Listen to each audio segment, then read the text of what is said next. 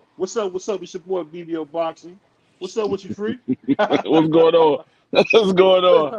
Hey, I see my boy MarkyDan stood us up again, man. He's a goofball. Oh boy. Hey, but what you think about Terrence Crawford, man, getting stripped, man? What you think about that? Um, it was. I mean, I think it's best for boxing because it was more so Terrence's own doing. We all know that when Jerome Bruce Ennis got the IBF interim title, he was next in line to fight the winner of the Earl Spence and Terrence Crawford fight. Mhm. Um, because the IBF they normally don't give out an interim belt, and when they do, it's only for a year. So it's a time limit on that fighter being the interim champion. He's literally the mandatory without it being ordered as a mandatory. He's literally the mandatory for the title. So being though that Terrence came out and said that he wasn't going to fight him because he was a high risk, low reward, and Mhm. then he started telling everybody that he was going to fight the winner between Jamel and Canelo. It pretty much already sealed it that he wasn't going to fight at 147, which I already knew he wasn't going to fight at 147. I already knew that the rematch with Earl and Bud was going to be at 54. So, Mhm. but he pretty much told the IBF, look, I'm not fighting him at 147. So the IBF was like, well, if you're not fighting him, we might as well go ahead and take the belt from you because we want to make money off that belt. You're not going to be sitting there fighting at another division, and we're not getting no money for that because when he would have fought, if he'd have fought Earl at 54, the IBF is not getting paid for that belt because that's at a weight class that's not is not the belt is not on the line. So they're not getting paid for that. That's just a voluntary fight with no belts on the line. Yeah, salute to my man K Savoy. Hey, I'll say this. I think it's crazy because this is just another fighter using the business to put somebody out of position because I don't know if this raises Jerron Ennis' stock, getting the belt emailed to him, but we'll see what happens, man. I Yeah, just I I just mean, never seen these guys want to get a belt emailed to them. That's just crazy to me.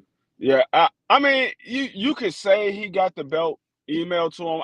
Me personally, I don't say he got the belt emailed to him because he's the intern champion. So the intern champion literally means if that the champion vacates that belt or that champion, God forbid, happens to pass away, he's automatic elevated as the champion. So or if that champion just happened to retire, he's automatically elevated as the champion. So I don't look at it as him getting the belt emailed to him. He got elevated. Um, Mhm.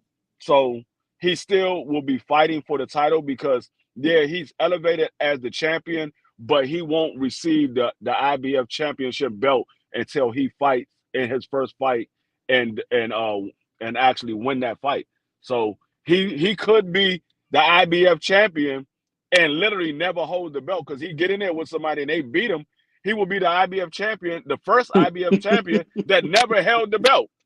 So I mean, I don't think nobody's going to beat him, but it very well could happen, and he will be the champion that actually never held the belt. Yeah, I know exactly what you mean. Salute to my man Casey Boy said, "What up?" I had to come smash the like button. Salute my man Bruce Gas said, "I heard the white guy could fight." Before my man Marky Dan flaked out on us, we was gonna have Rocky Marciano, and I think the thing about Rocky Marciano that's missed. I know you know this, but he was one of the first champions to give black guys opportunity to fight for his heavyweight championship, and he did it. He gave him multiple times, not just one. You know, and a couple times he fought him twice. So it's like for him to do what he did in the 50s, I mean, it says a lot about Rocky Marciano, and I think that's why he's remembered for that stuff, Yeah, man. and I mean, and if you think about it, what's so funny about it is when the IBF became a major sanctioning body, Larry Holmes was the first one to ever hold the belt. They Larry Holmes had dropped the WBC belt, and the IBF asked Larry Holmes to be their champion.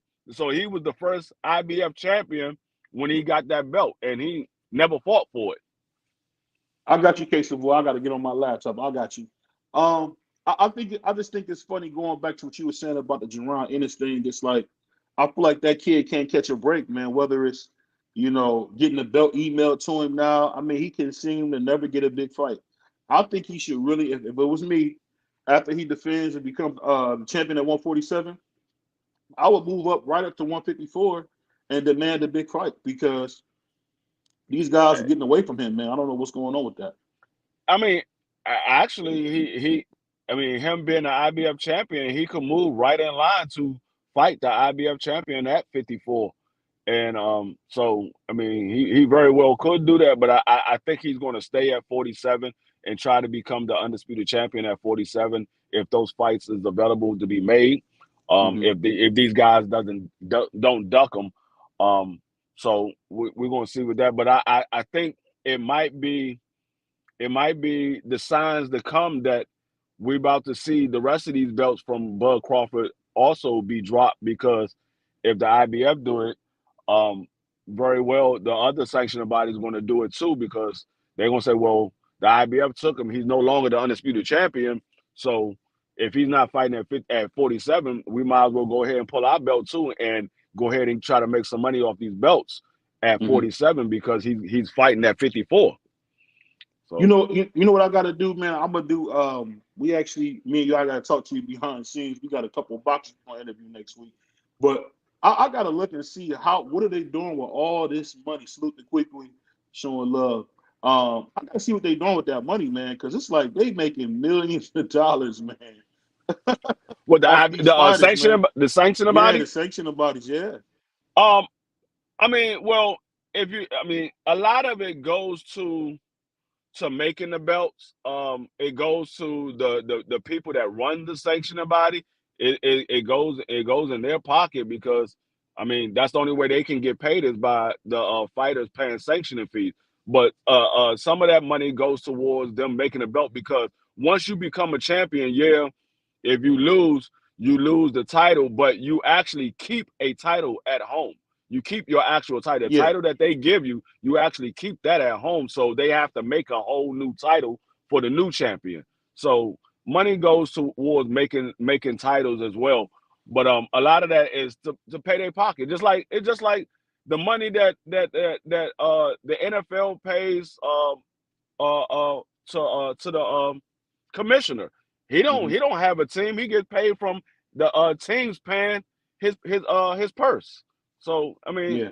that's how they make their money, by these fighters paying sanctioning fees, and that's why it's 3% of their purse. They pay 3% of their purse, and that goes towards them keeping the sanctioning bodies afloat. Salute to my brother Teach. He said the IBF is the least favorite belt because of rehydration clause. I mean, I can't remember the fight, but there was a fight where the IBF had a guy come in like 20 pounds over the limit. I cannot remember. It was a fight in the 80s, I believe. I'm gonna get that for you, Teach. I have it for you on Monday. But he came in there and just destroyed the guy. And the IBF said, never again will we let a guy come in this doggone big and just, do what he did. I mean, he pulverized the guy. So I think a rehydration clause is good because I don't know why they don't do same day weigh-ins. I think same day weigh-ins should be mandatory in boxing, but for some reason they're not.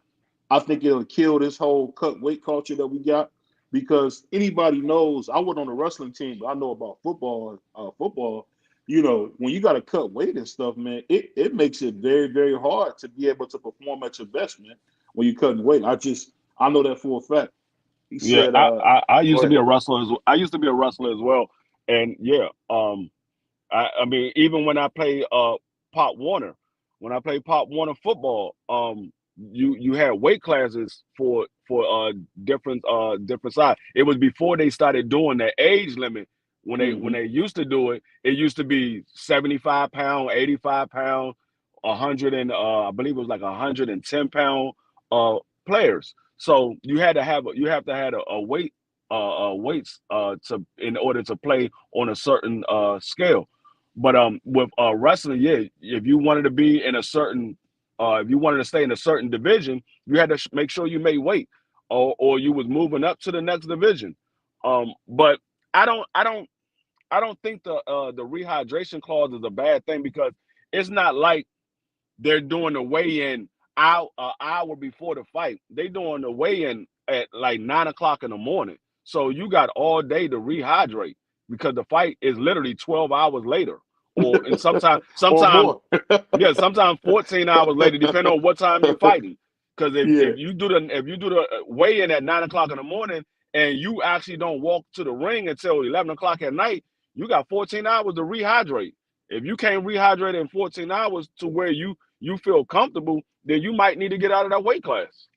I remember. I don't know if you guys watch UFC, but I was watching the UFC with Chris Cyborg, where she would do all this stuff to make weight, and really almost passed away. I mean, so it's really no joke. My man, Bruce said the IBF gave the belt to Holmes, but made undisputed Hagler fight for the vacant belt. One thing about Marvin Hagler, I think people forget. You see his beautiful smile, handsome fella. You say, man, I bet everybody loved him. Marvin Hagler was probably one of the most vilified fighters to ever box because people hated him. I mean, the man literally changed his name to Marvelous because they wouldn't call him Marvelous Marvin. So, I mean, I don't know if that has something to do with it, but I do know that the media definitely had a thing against Marvin Hagler. So to hear that he was, done wrong, that's of course that's nothing. Think Yeah, about his biggest fight with Sugar Ray Leonard. Sugar Ray Leonard gave him that fight and wouldn't give him a rematch. I mean, yeah, and wouldn't make it a 15th. I'll never forget when Marvin Hagler said, I had to do a 12-round fight. If not, the B wouldn't have took the fight. You talk about Sugar Ray Leonard stuff. I mean, I mean, I mean, what he wanted to do, a 10-round fight? No, he wanted to do a 15 round and they made it a 12 round. But that's what the A side called the shots. Hey, he had all the titles You free. That's what yeah, I'm saying. He had all yeah, the titles, bro. he had all the titles, but he wasn't the A side. Shit. They're going Holyfield had all the titles when he fought Mike Tyson. He wasn't the A side. Lennox Lewis had all the titles when he fought Mike Tyson, but he wasn't the A side. A side is the A side. They the A side for a reason. People are coming to see that fighter. Yeah, you might be in the ring with him, but they coming to see that fighter. Yeah, my man T said that's what I'm saying. Most boxers won't go that way if they only have a 10-pound rule. Shoot to my man BC. I would say I think fighters do what all fighters do. They're gonna try to find an advantage, man. If you can come in heavy, they're gonna come in heavy. I don't know if you remember the Anthony Joshua Ruiz fight. Remember how Ruiz was eating a candy bar on the dog scale? Yeah. And that was just to say, I'm coming in here big. But think about this. AJ went and fought him the most cowardly way I ever seen the heavyweight champ come in. Like he really outboxed Ruiz. He didn't bang with him. He didn't do none of the stuff. I honestly say this. Andy Ruiz damaged AJ so much because we'll never see that AJ that knocked Ruiz out the first time. That No, knocked him down no. the first time. If you just got finished fighting this guy and he dropped you 4 times and stopped you, you ain't banging with him neither. I don't care how much heart you got. If you just got finished fighting this dude the day before and he dropped you 4 times and knocked you out, you ain't banging with him. You gonna be sticking and moving like a mug. You're not trying to get hit with those shots again. He's the bigger man. What are you talking about? Hey, he the bigger man with the weaker chin. It don't matter Hey, how big you are. If your chin is suspect, your chin is suspect. You can be 7 foot, 400 pounds with a daggone newborn baby chin. It don't matter. brother said a newborn baby. It don't matter. He said you need more than one day to rehydrate, but the key word D3 made was rehydrate comfortably. Um, I'll be honest with y'all. I don't believe in the whole you got to rehydrate comfortably. Salute to my man Scott Walker in the chat. I think it's more important that you come in ready to fight. And one of the reasons I say that is I love how Danny the Miracle Man Jacobs came in there and said, you know what, we're not gonna fight for the IBF title when we go fight Triple G. We're gonna come in a little bit later so we can come in heavy. And I will Uh, say this, I think the only reason why he got the Canelo fight was because of how Triple G made him look. And I think Yeah, that had a lot to do with the weight. yeah. You got to look at it like this. If everybody had a rehydration clause like the IBF had it, they had it the same exact way. You can't weigh more than 10 pounds more than the weight the day of the fight. You're going to weigh in at 9 o'clock in the morning, and then you can weigh whatever you want when you walk into the ring. We wouldn't be sitting here talking about weight bullies. We wouldn't be sitting here talking about this guy need to move out of the weight class and all of that, because they have a weight limit. And there's a weight class for a reason. I know we hear a lot of people say that, but literally there's a weight class for a reason. If you fighting at 135, but when it's time to fight, you come in at 165 pounds, you don't need to be at 135. You don't need to be at 135. You're supposed to be at 147 or something. You don't need to be at 135. You got to understand. Do you realize Rolly Romero weighed 165 when he fought Tank Davis? When he came into the ring, he was 165. Tank Davis was 135 pounds. And they was like, Tank Davis was running. Nigga, he was in there with a middleweight. What are you talking about? Tank Davis is 5'5", 135 pounds. He in there with a middleweight. That's like Tank Davis going in there fighting daggone Jamal Charlo. You think he ain't gonna be moving around the ring? Hell yeah. Hey, the thing about Rolly that people forget, he got beat up by that old man, so people forget this. But the thing about Rolly is that Rolly got some dangerous power. Rolly can put you to bed. So yeah, Rolly got power, and then you add weight on top of that. Oh yeah. You add weight on top of that power. That's even more power. Hey, it's hard. What do you say? Oh, my man, Case of Boy said, I want to know what the hell BVO knows about cutting weight.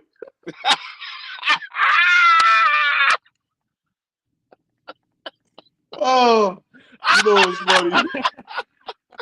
I love it, man.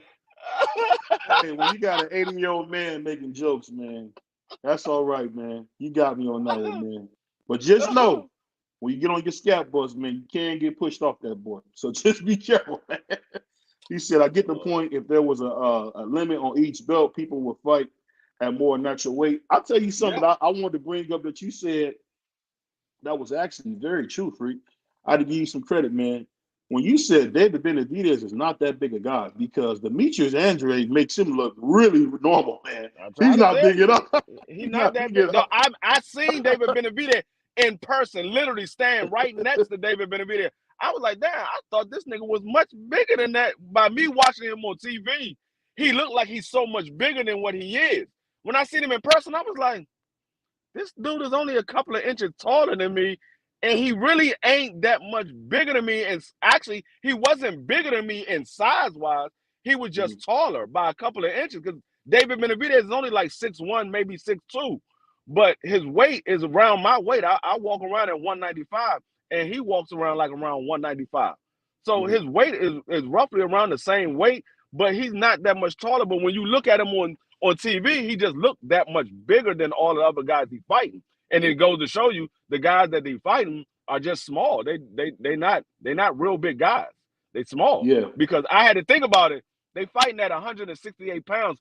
I remember what I looked like when I was weighing 160. I went to New York and I was playing football, and I had lost weight because I normally was walking around at like 185, but I was playing football and I had just got out the military, and I was like 195, but I was cut up. But when I went to New York, I lost weight. I was like 163.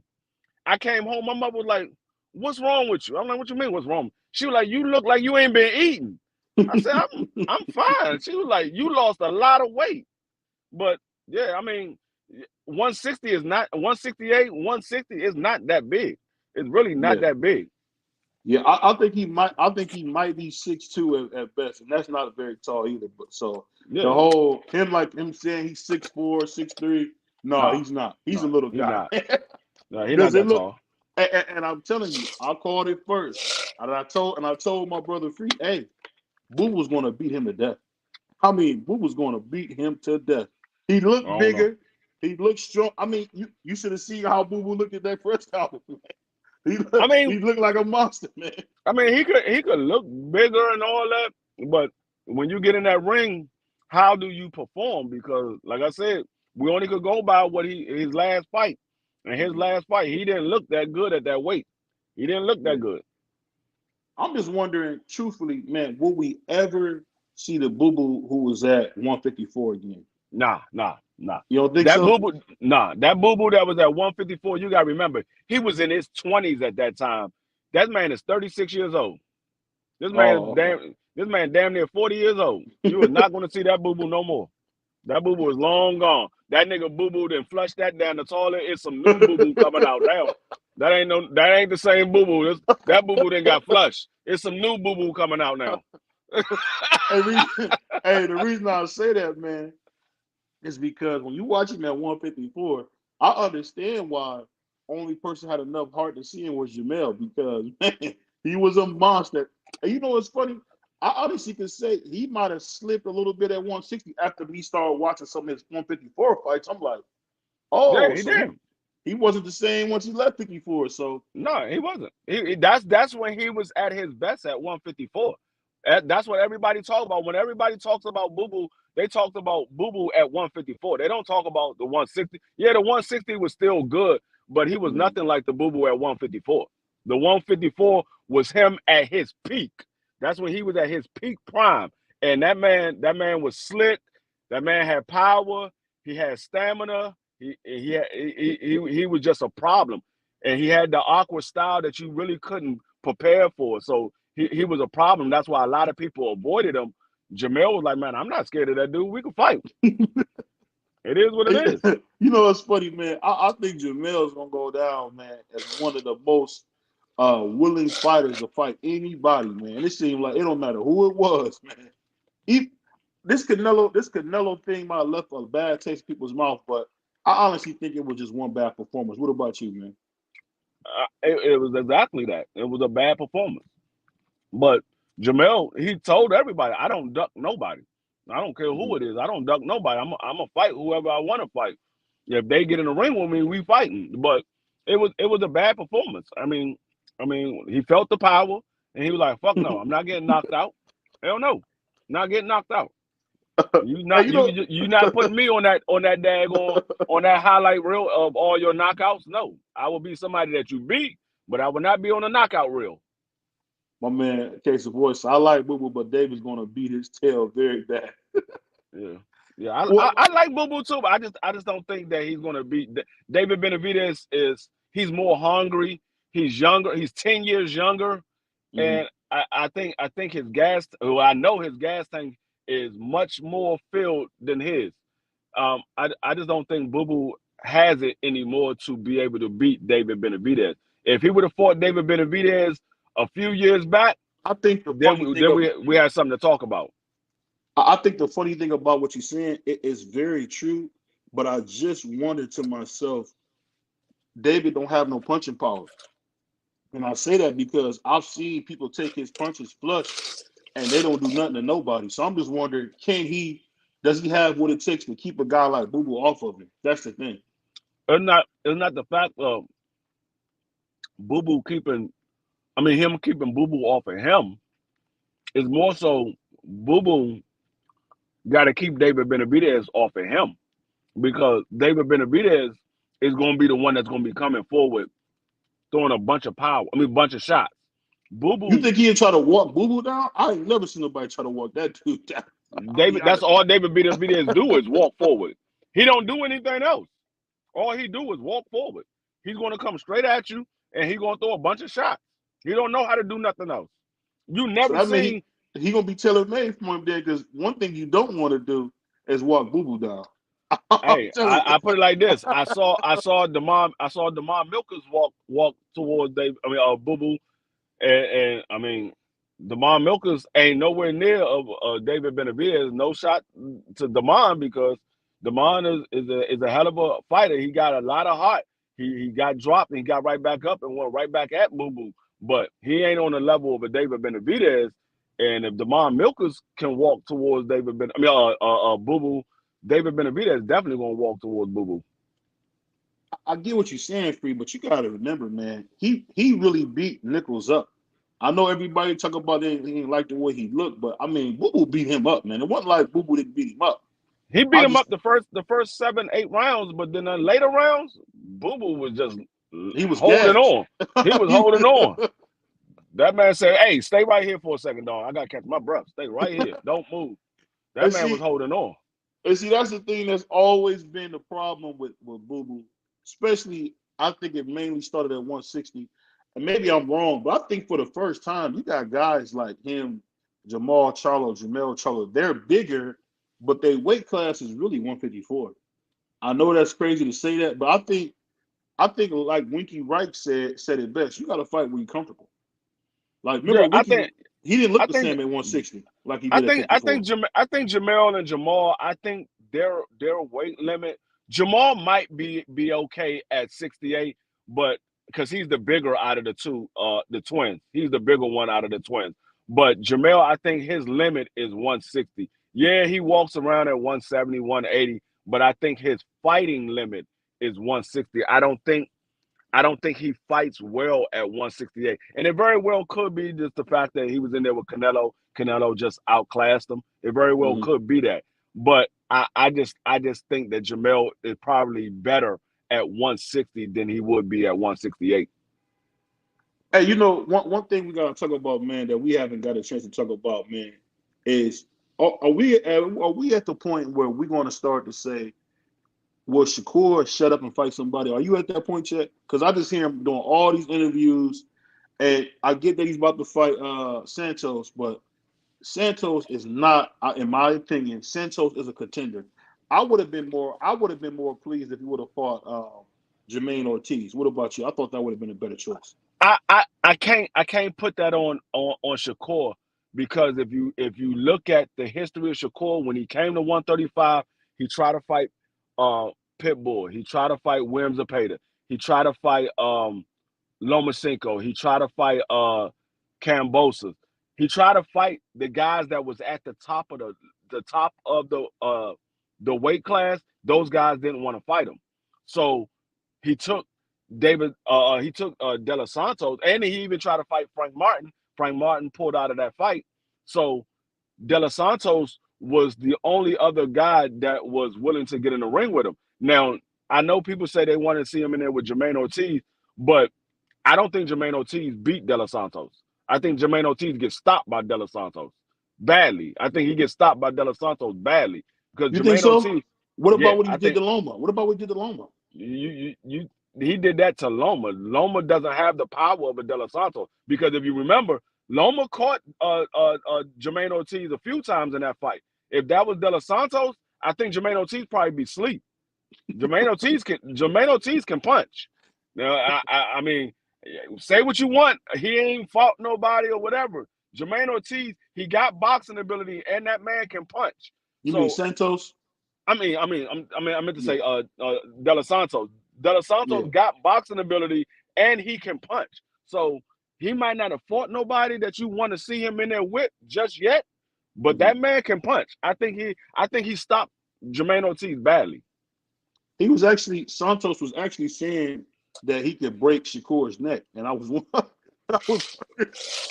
I was wondering Hey, to myself, what do these guys get this new all trash I'm talking saying from? is, all I'm saying is, if you see, if you see Shakur Stevenson getting off the mat like we saw Mike Tyson with Buster Douglas, don't be surprised because everybody's saying, "Hey, Shakur is gonna walk through this man. Shakur gonna beat him easily. This, and that." He's not on Shakur level. I heard them say the same thing about James Buster Douglas, and we saw what happened with James Buster Douglas. Now we all say, "Hey, with some funny business in that fight," he still knocked that man out, regardless of how we feel. If even if even if it was some funny business on the long count, if Mike Tyson was just that good and James Buster Douglas wasn't that good, he would have Mike Tyson still would have knocked that man out. So I'm not Yeah, going to just say that De Los Santos is bad because I know what De Los Santos can do. He he just got never he got had some the fight. Yeah, He he doesn't. can He fight. hasn't had the only opportunity that anybody actually really paid attention to him is when he fought Ryo, and we saw what he did to Ryo. A lot of people thought that Ryo was going to knock him out, and he Yeah. stopped that man. He dropped that man like 3 or 4 times. He stopped that man. So I'm just saying. I'm just saying. Don't be surprised. I got Shakur winning, but I Hmm. won't be surprised if De Los Santos happen to catch him and Shakur is getting off the mat. I'm not. Um, I'm not going to be surprised. my man T said Shakur will make it look easy 12-0. I said it. Um, I Okay. don't know about that because I really haven't seen Shakur in any kind of fights that where I would say, oh, it made it look easy. But one fighter I think is getting treated unfair, man, and I gotta bring this up, is what they trying to do to vilify Keyshawn Davis is horrible, man. They really gonna make this man miss 90 days of his career over smoking marijuana to go to sleep. And we Hey, all know, go ahead. I'm gonna say it like this. I understand it's only marijuana, Hmm. but the rules are the rules. Now, what I will say is they need to do it to everybody that pops dirty. Don't give like Oscar Valdez, don't give him no slap on the wrist and still let him defend his title. He should have been suspended as well. But the rules are the rules. If you break the rules, there's consequences to the rules. Now, I understand some people say, hey, well, he shouldn't have had a no contest, or it should have been either no contest or 90 days. I understand all of that, but the rules are the rules. The sanctioning body can say, hey, this is what, I mean, the boxing association can say, hey, look, this is our rule, and this is what we're doing. So I can't knock the boxing council, I mean the boxing association for slapping him with a penalty for breaking the rules, but they need to have it the same across the board. It got to be the same for everybody. If they break the rules, it should be consequences to it.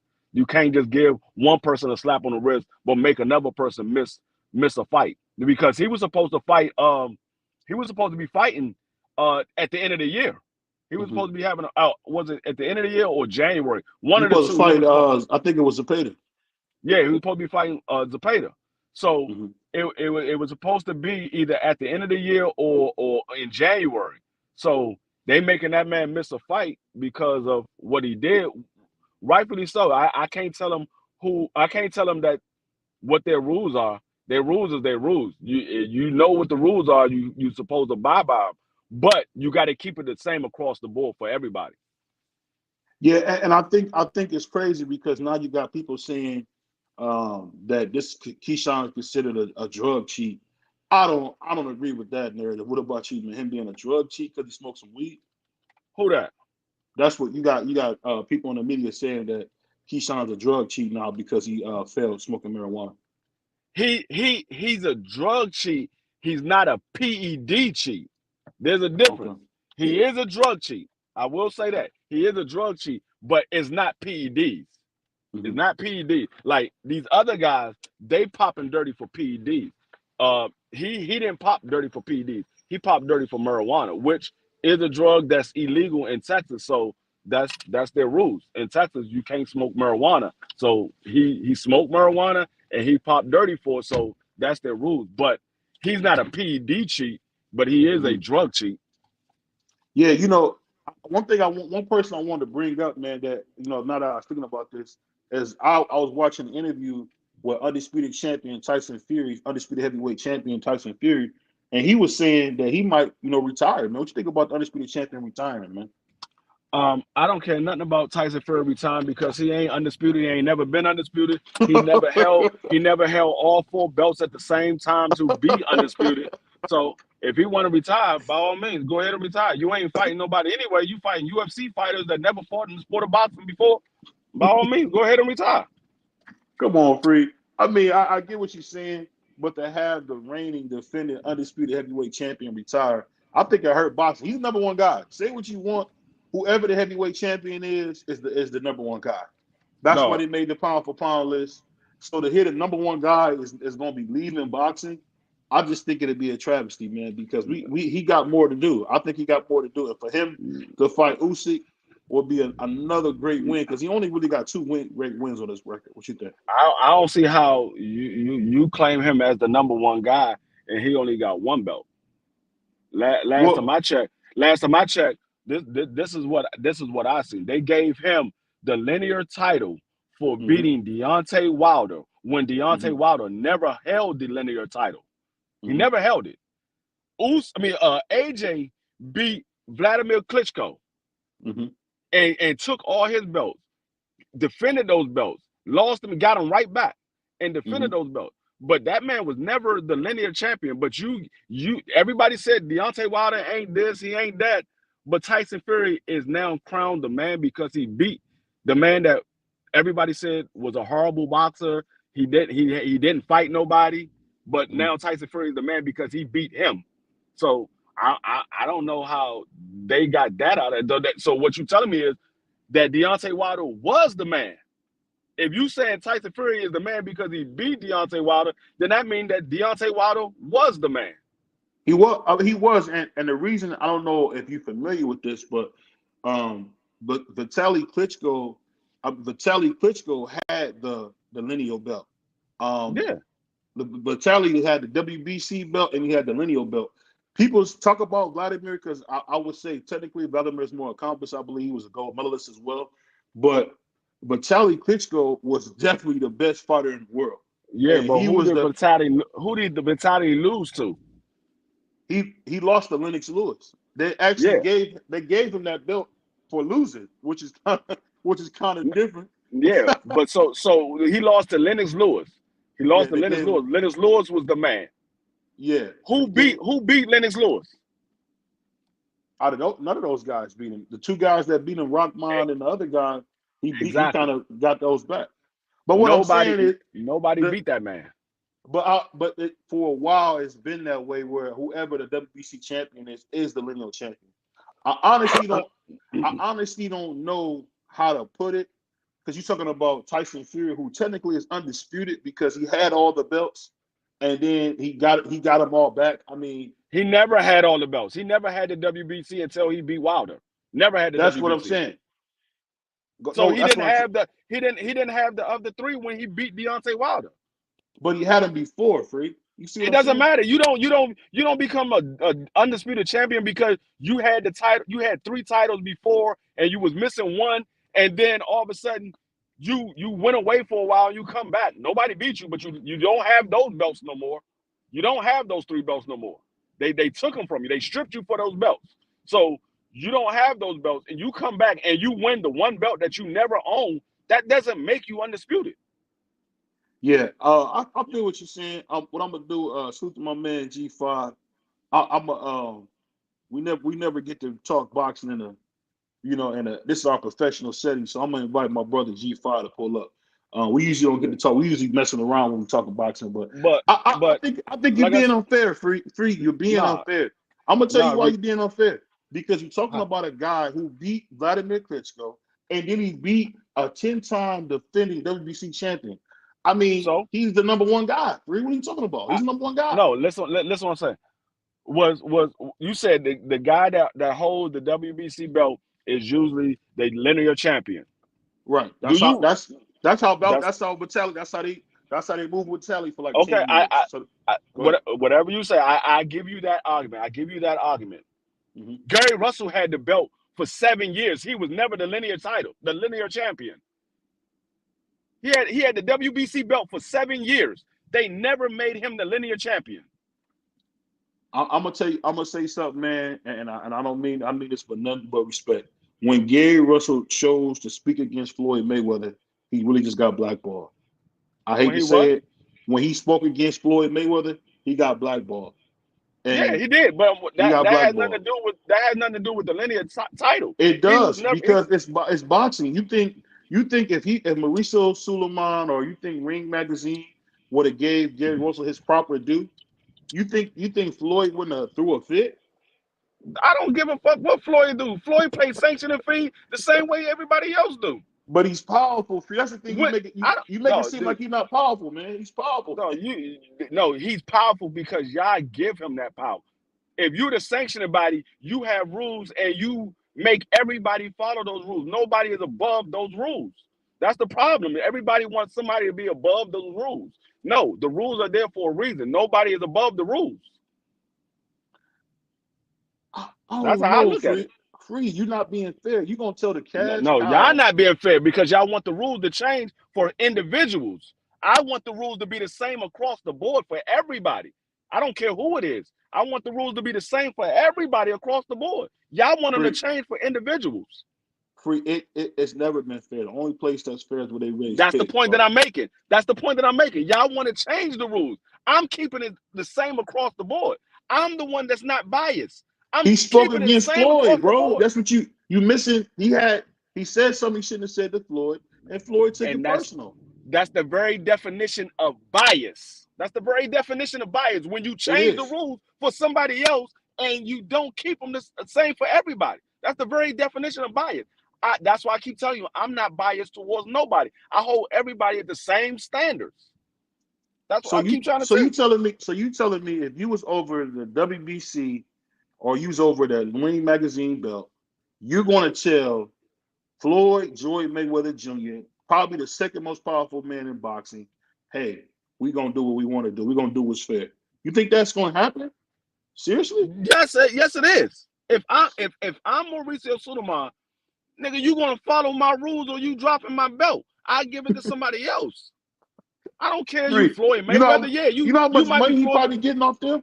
No, that's what I'm saying. Y'all change the rule because y'all just see the dollar signs. Y'all say, oh, Floyd Mayweather, he makes a lot of money. But Floyd Mayweather ain't gonna be in the sport of boxing forever. He ain't gonna be in the sport of boxing. Boxing gonna be here when Floyd Mayweather long gone, and it's gonna be somebody else that y'all gonna say, hey, this was the greatest fighter of all times. It's gonna be somebody else. So if your rules ain't the same across the board, people gonna do whatever they want to do. That's why you keep the rules the same for everybody. So no matter who it is, they gotta follow the rules. Yeah, I get what you're saying, man. We can go on and on about this all day, but you don't tell Floyd Mayweather nothing, man.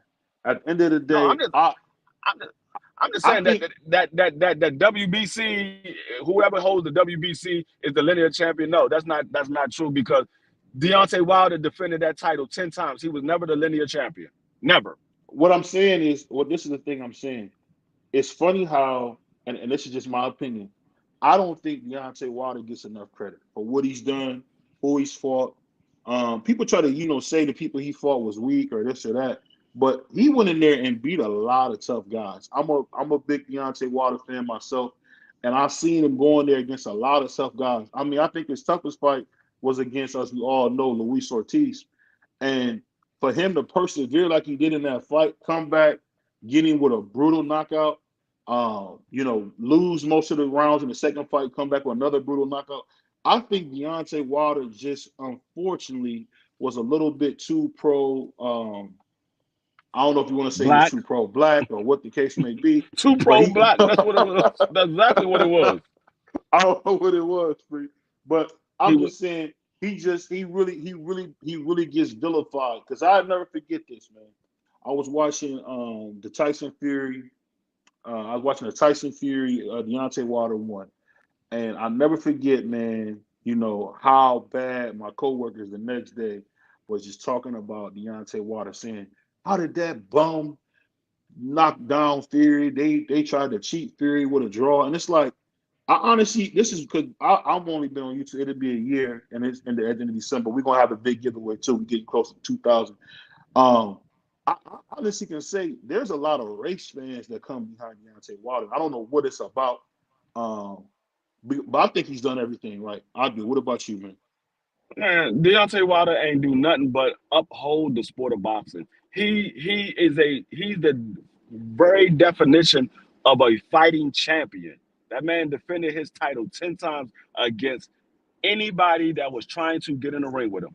If you was trying to get in the ring with Deontay Wilder, he was letting you get in the ring and he was putting you to sleep. That's what he did. He's the very definition of a fighting champion. That man, he wanted to fight AJ. AJ didn't want to fight him. They wanted Deontay Wilder to jump through all these hoops, try to give him a flat fee. He finally agreed to the flat fee, and they still didn't give him the fight. They said they wanted 50 million. He gave them 50 million. Then AJ told him, I'm not selling my soul to the devil and all this other stuff. That man just didn't want the fight. Now all of a sudden They like, damn, oh, we should have took that fight a long time ago. Yeah, you should have. Y'all would have made so much more money back then. Now you need the Saudis in order to make a big bag off of it, because a lot of people already got the feeling that Deontay Wilder is going to knock him out, which I already knew that from back when he was trying to fight him. That's the reason why AJ didn't want to get in there with him. Excuse me, Courtney. I don't know. I don't know if you feel like this, but before Anthony Joshua, man, we were having a problem of getting an English speaking champion.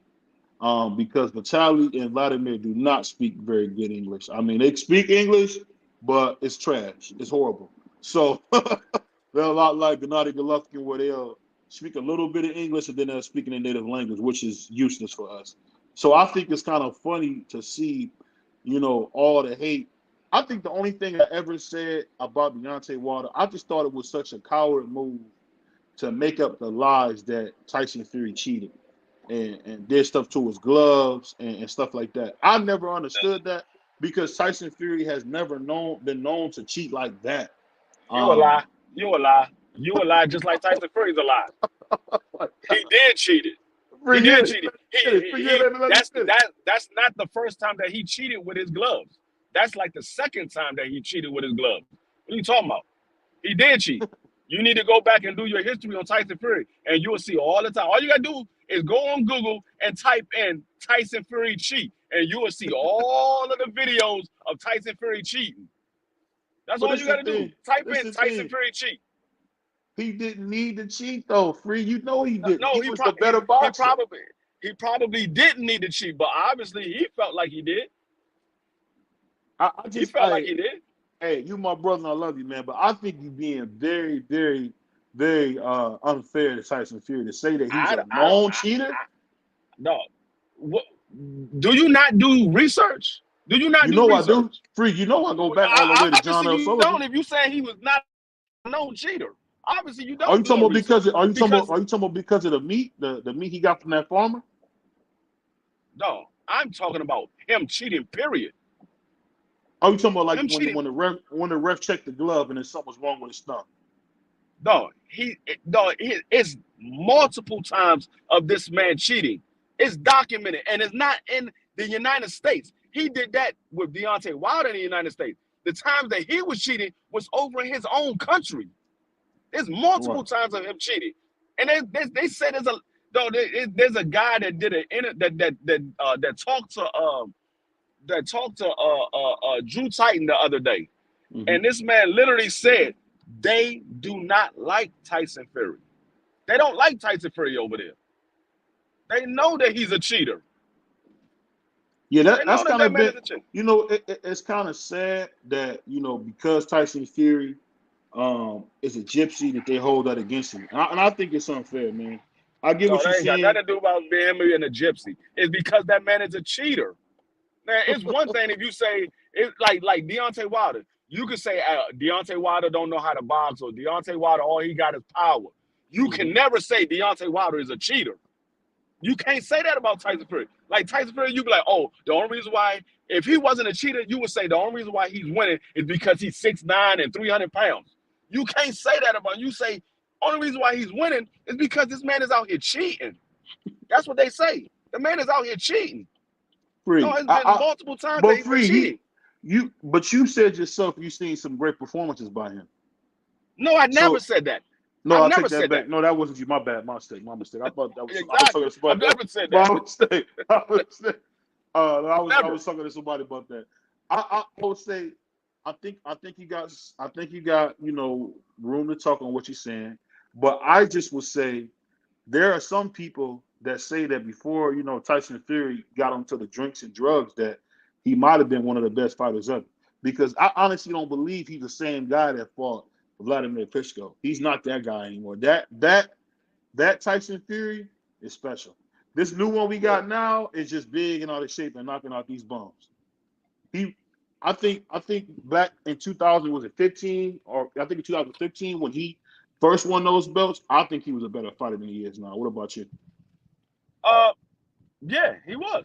He was more of a boxer back then, and nobody ever saw a boxer that size. Like Tyson Fury, I'm not gonna say he's 6'9", because No, that he's man not is six not nine. 6'9". He's not 6'9". He But about six. He about 6'7", 6'8". yeah, for him to be his size, you never saw a guy move around the ring the way he did. and Mm-hmm. and and he was better than most of those guys because of his size. A lot of those, because that's when the tall heavyweights was just getting introduced into the sport of boxing, because when a lot of the heavyweights was really no taller than like 6'4". Mm-hmm. They wasn't no taller than like 6'4". But you never seen no heavyweight 6'7", 6'8", in there moving around the ring the way he did. He literally was moving around the ring like a middleweight, but he was 6'7", 6'8". So Yeah. that's what made him so special as a heavyweight. But Mm-hmm. when he started doing the other stuff, is what brought him down. And people were like, okay, he's not as good as we think he is, because if you're that good, you don't need to do all this extra stuff. You just go in there and win. And that's what I say about all these guys. If you're that good, there's no reason for you to cheat. If you're that good, they were like, oh, he didn't have to cheat him. He beat him easily. Obviously, he didn't think he could beat him easily because he cheated. He didn't think he could beat him easily because he cheated. Can I ask you a question? In your mind, can cheating ever be forgiven if it was a Can mistake? cheating ever be forgiven? Yeah. It depends on the type of cheating that you do. Now, Like if when. it's if it's a ref calling a fight early and they shouldn't have called it, yeah, that can be forgiven. If it's you took some PEDs, yeah, that can be forgiven over time. If you out there and you messing with your gloves to try to knock somebody out, nah, that can't be forgiven, because you can literally kill a man in the ring. We didn't see people die in the ring. I think the funny thing that get me about boxing is what you said is true. But will people ever forgive Canelo for eating the wrong meat, for eating tainted meat? Oh, a lot of people forget it. I mean, they forgave him for it, but they're not gonna forget it. It's over and done with. I mean, you can't say that the man is still cheating, although we have our suspicion because they raised the levels. So we don't know if he's still on it or not, because they raised the levels. So you still have those suspicions, but until he popped dirty again, you can't say he's still cheating. You could say he cheated in the past, but you can't say he is still cheating because he hasn't popped dirty. Like I said, you can have the suspicion because they raised the levels. So they only raised the levels because he dirty. So they were like, oh, we're going to raise the level because we don't believe that he would do something like that. So they raised the levels. But so you can still have your suspicions, but you can't say Well, let me he is ask you until this. he But let popped me dirty ask you again. this. You now I know you play football. Were you familiar with how clenbuterol is used a lot in locker rooms to cut weight?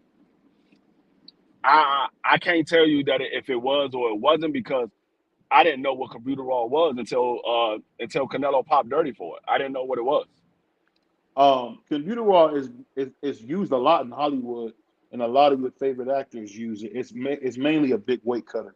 So I honestly Yeah, can say I don't know yeah, why I, people I give mean, I know, Canelo I so know much what it flack does. about it. I know what it does now. I know what it does now. But when I was playing ball, I didn't know nothing about computer. Like, I didn't know nothing about steroids. Period. I knew that steroids existed, but I didn't know like all the different types of steroid. I just thought it was one type of steroid that you take to make you get strong and big. I didn't know that it was a bunch of different types of steroids because I was never into steroids. I never used steroids, so I didn't have to worry about it.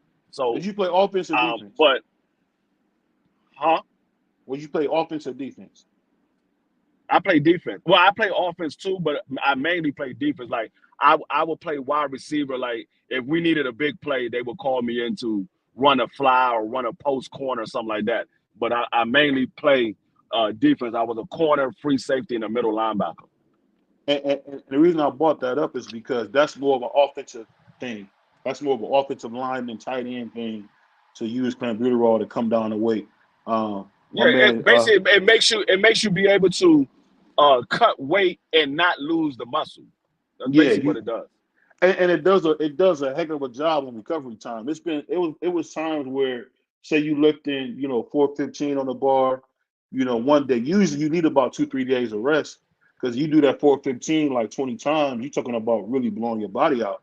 But on Yeah. clenbuterol, you could almost come the next day and still pick up that same weight. My man Case of Voice said, "That's what I say, man. Canelo didn't eat the wrong meat." BVO, you actually believe that stupid story? Salute to my brother BC said, "I forgive those who use the stuff to lose weight, not to gain an advantage. Antibiotic is different." I think so too. I think they should wipe that whole clenbuterol story from Canelo's record, man, because at the end of the day, it sounded like it was just a mistake. The man ate too much of that Mexican steak, and now you No, he got cats didn't. forever calling him No, he did a not. drug No, he cheat. didn't. And this is the No, Canelo era. I no, think you're this not is gonna tell crazy. me that. You're not gonna tell me that he ate some daggone wild beef, and this man is a $300 million man. This man has a personal chef sitting in his house. He is not going to Free, free. the neighborhood taco stand. He is not going to the neighborhood taco stand. This man has a personal chef. I guarantee you, he got a personal chef at his home. This nigga goes to the weigh-ins and press conference in silk pajamas. You telling me this man is eating at a round-the-way taco stand?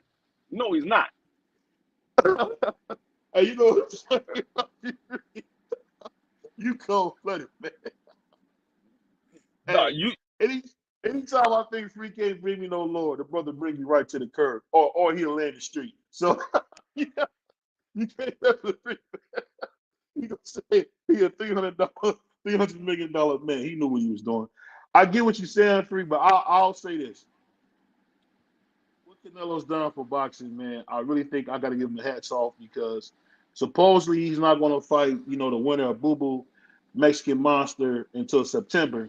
But if he goes and knocks out Boo Boo, man, after he fights Tommy Mugia, you got to say, man, he just had an impressive career. He just couldn't beat some of the big guys like Bivol and it's funny, or old Floyd. So, and that's the thing that what it, always get me is what is how the Jaime McGuire? Jaime McGuire ain't nobody. Ain't nobody. you got like feel like 45 wins or something like that, Free. So what? That don't mean that don't you tell me his best win. Tell me his best win. They all against bums, in my opinion. Okay, so what makes Jaime McGuire such a good name on your resume? Just because how tough he is, man. Huh? He's just really tough, man. I don't know. I don't know if you No, give me like any I credit said, for that. unless you could tell me that Jaime McGuire is an A-class level fighter, that's not impressing me by you beating Jaime McGuire. That's not impressing me at all. Now, if he go out there and he stopped Canelo, I mean, he stopped David Benavidez, he stopped Boo Boo, he stopped David Morrell. Now you doing something. You doing something because I believe all three of those guys are A-level fighters. My man, I Casey believe I Corsi. believe all three of those guys stopped McGuire. Well, I don't think nobody beats David Morrell. I don't. I mean, I seen him beat the slushies out of that Indian dude. I mean, I think he's dangerous. He said, my man, Casey Boy said, BVO, they feed that stuff to all the animals in Mexico. And the Mexican health authority said that you would have to eat half a cow for it to show up in your system. Who he fight. Well, I No, don't know about all that, Casey boy. You rough. My man I mean, Anthony said I was reading an article recently where they were talking about steroids and the delusions of Vince taking elite athletes are not taking it to perform at the highest level. Um, I think at the end of the day, man, if you look at Canelo's record, man, he beat everybody. I mean, I know people want to give Chance Crawford a lot of credit now for finally beating Errol Spence, but Canelo would beat the curls off of Errol Spence, and we all know that. Um, I honestly could say I don't think Errol Spence is better than Sugar Shane Mosley. I don't. What about you? I um, think I think Sugar Shane Mosley would have beat Errol Spence. What about you? Earl Spence before the accident, I don't think Sugar Shane would beat him. Earl Spence now, maybe, and I'm saying maybe because I mean, if you really think about it, Sugar Shane, in a funny way, he has a similar style to Sean Porter. He's just more of a boxer than Sean Porter is. but he likes to jump in and out and throw combinations or whatever.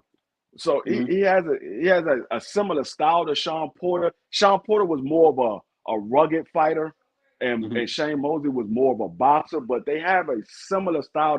Their movement is similar, I should say. Not the style. Their movement is similar. And so I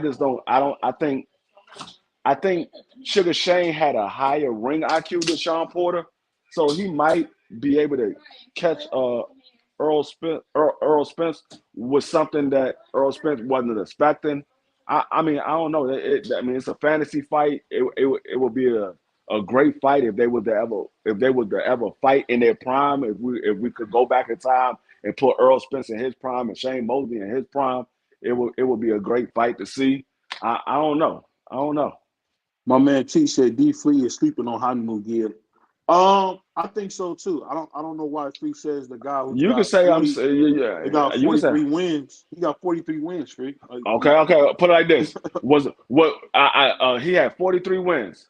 You do realize that what's the dude name that fight at 175 that Demetrius Bivol just beat to death that had 45 wins.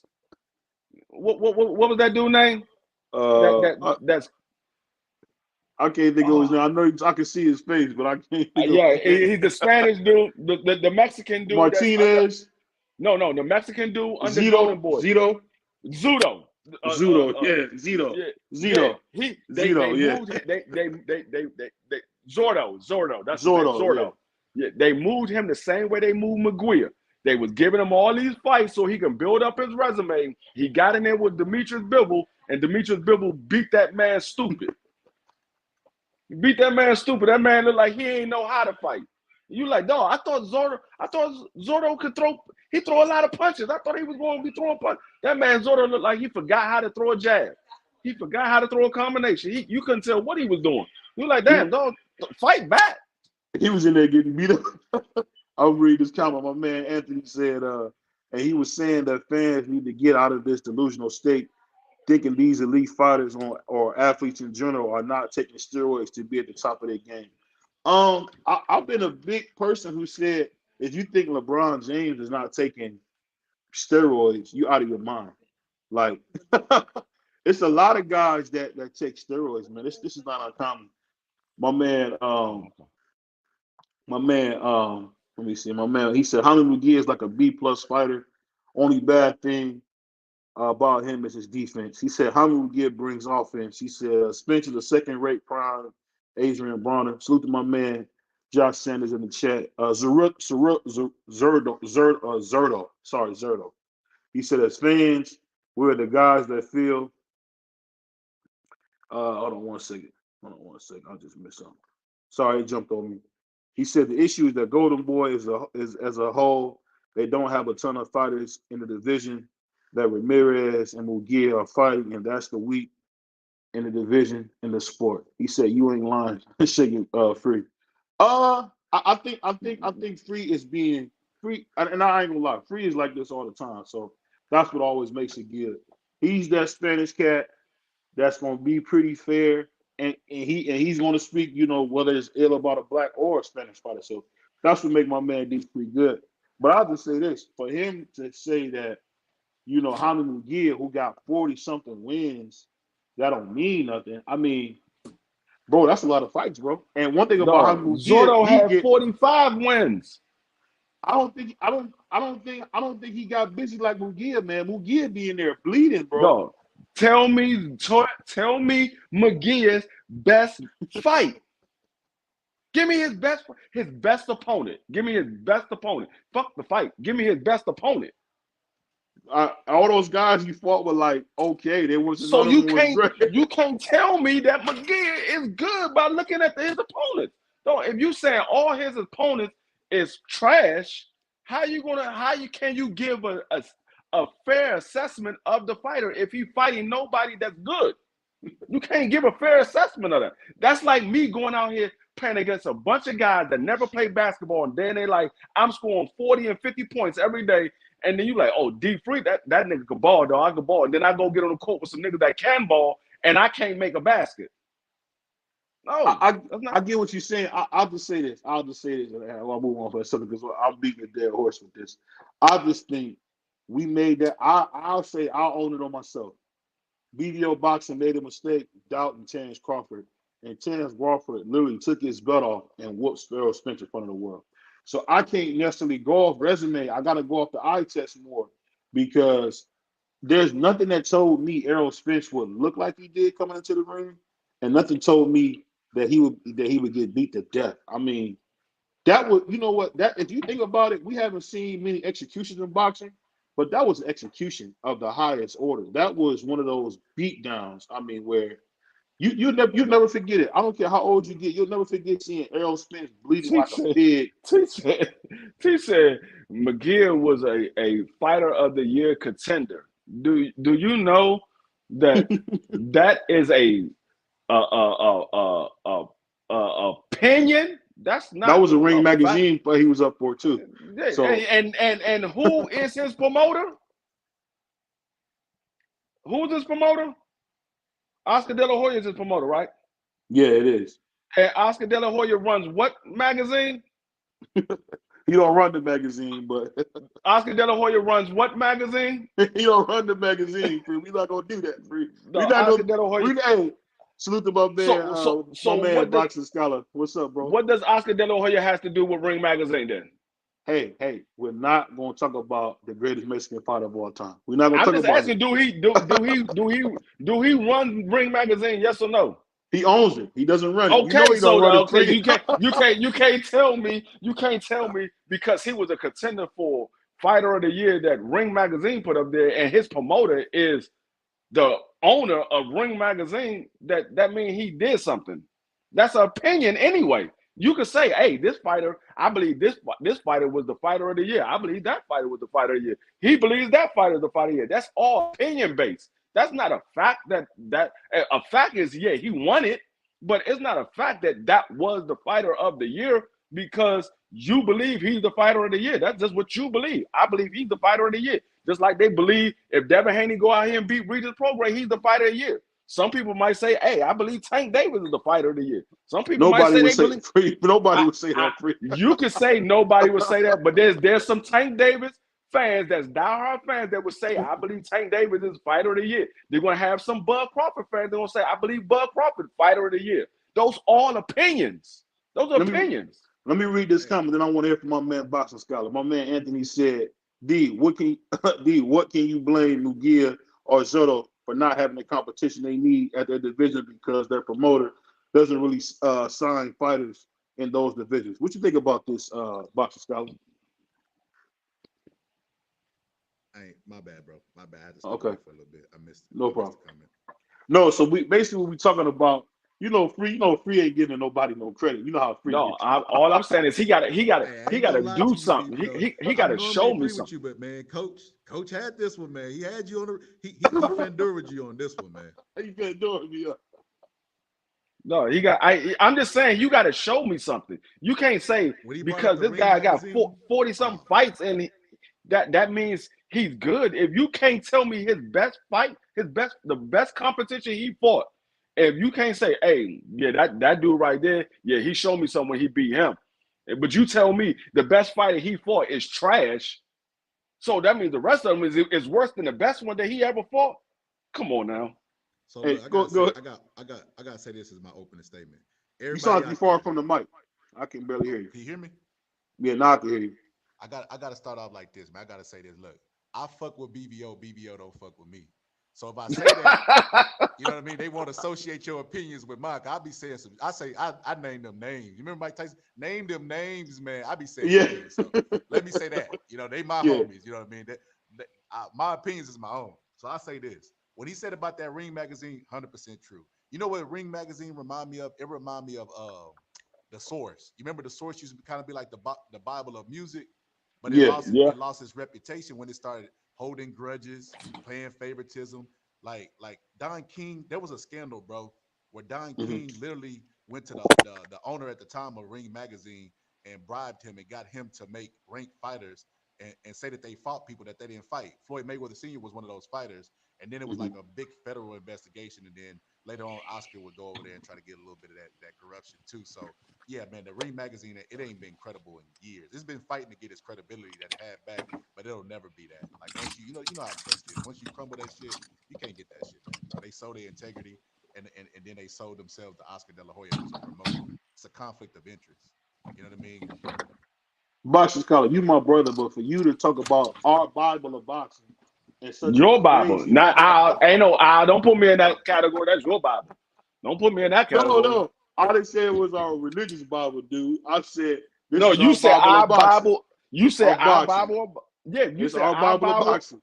is not ours. It's yours. That's not my Bible of Yeah, it's boxing. just like nostalgia at this point. You know what I mean? It's like the Power Rangers or some shit. Like, yeah, it used to be something at one point, but it ain't the same. It don't hold the same meaning. Like it went down. You know how the value of a dollar go down every year? That shit just Mhm. plummeted in one year. It never came. It's The Bitcoin. Ring It's the magazine Bitcoin value of go boxing. down every month. Yeah, that shit Their like value go down every Dogecoin. month. It's Dogecoin at this point. It was popular at one time, but shit, it ain't no more. But it's media's changed from now to back then how it was. Yeah, for It was sure. they relied on it heavily, and then now it's like we got the internet. We can watch all the old fighters. We don't have to read about them in Ring Magazine. We can actually watch their videos. So it's changed. Media's changing. Like I said, they lost their credibility. How you still gonna have credibility and you owned by a man who owns a promotional company in the sport? That's like a conflict of interest. So yeah, I can't even fuck with Ring Magazine at this point. I'll be looking at their pound for Yeah. pound ratings and stuff. I'm just like, I'd be disgusted with it. But I say all that to say this. Now, what you did make a good point is whoever say Tank is a pound for pound fighter, that lost their motherfucking mind. Now they can say he got pound for pound skills. Nobody would doubt that. I mean, he got talent. But one thing about boxing is we done seen a whole bunch of talented motherfuckers come through boxing and not pan out. You know what I mean? We didn't like. I remember yesterday. Me and my homeboy was talking about like that whole '90s heavyweight group. They had what's that dude that Mike Tyson? Terrell Biggs. Terrell Biggs had medaled and everything. He had a whole bunch of talent, but he just never panned out. The '90s probably to me is one of the worst. Like they had the most potential to be the best heavyweight era, but they never lived up to it, whether it be drugs or just fucking them. Like Buster Douglas was good, you know what I mean? But he just never panned out. He was just good Well, for he one night did and boxing gone. scholar because I don't know. Some we got to echo. I think he did pan out because you became heavyweight champion. When you become a champion, undisputed champion, he kind of panned out. I mean, did he have a long run like we wanted? No, No, no, but no, man. That man was a heavyweight title holder. That man lost the belt the very next fight. Cambosis. He was the Cambosis before Cambosis. Yeah, he was the title holder. He lost the belt the very next fight. He wasn't no champion. A champion is when you defend the title at least one time. You got to defend it at least once. But you just winning the belt and you lose it the very next fight, you a title holder. hey, Now, I'll say now what I will say, I have to disagree slightly with Boxing Scholar. You said Tank Davis is not a pound for pound fighter, but he has pound for pound skills. Well, the very definition of pound for pound is I believe I would take this fighter and his skills and fight this fighter and his skills at the same size, whatever weight class it is, and I believe this fighter will win, or I believe that fighter will win. That's what the pound for pound is. Now you could say he hasn't fought nobody very well. I have no argument with that. That's your opinion. You believe he hasn't fought nobody, by all means. But when you look at pound for pound, you say this skill set versus this skill set. If they were the same size, who will win? That's what the pound for pound is based off of. Yeah, well, that's I'll fine. say that. Hey, go ahead, boss. That's absolutely fucking shit, free. But go ahead, Nigga, boss. that is what it is. I'm gonna make No, it it's this way. not. I'm gonna make it. I'm Yes, gonna it make it is. this. So that's literally what he said. What he said is true. What he said is true. BBO. What are But you talking about? I say this. BBO. Also, you know what I mean. Who you use your skills against show us how good your skills is, because it's levels to this shit, right? Like No, Deontay Wilder, before he fought Luis Ortiz, he was knocking out Uber drivers. He had the janitors. He had all them people that he was knocking out. So we couldn't really gauge his power because we like, bro, shit. BVO with the right amount of training could knock them motherfuckers out. Trevor, look. I don't look. I know Trevor Bryan. He going through his shit right now. But if you go look at Trevor Bryan's record, he got 3 fights knocking out the same dude 3 times, bro. Yeah, that's why I said I slightly disagree with you. I'm not saying what you're saying is wrong. I said I slightly disagree because of the way you said it. Now, if you believe he got pound for pound skills, you got to have him on pound for pound level. I mean, you got to have him on a pound for pound. I'm not putting nobody on a pound for pound if I don't think you got pound for pound skills. You're not going on a pound for pound. I don't believe you beat nobody on my pound for pound, so I can't put you on it. But if I believe that you can beat somebody that's on my pound for pound, you're on my pound for pound. You know what I'll say? Salute to my man Anthony. He said Charlo's been he's been undisputed at 154 and not defending. I mean, he was injured, so you're gonna get. I mean, do I think they should have stripped him? Yeah, they should have stripped him, but they didn't.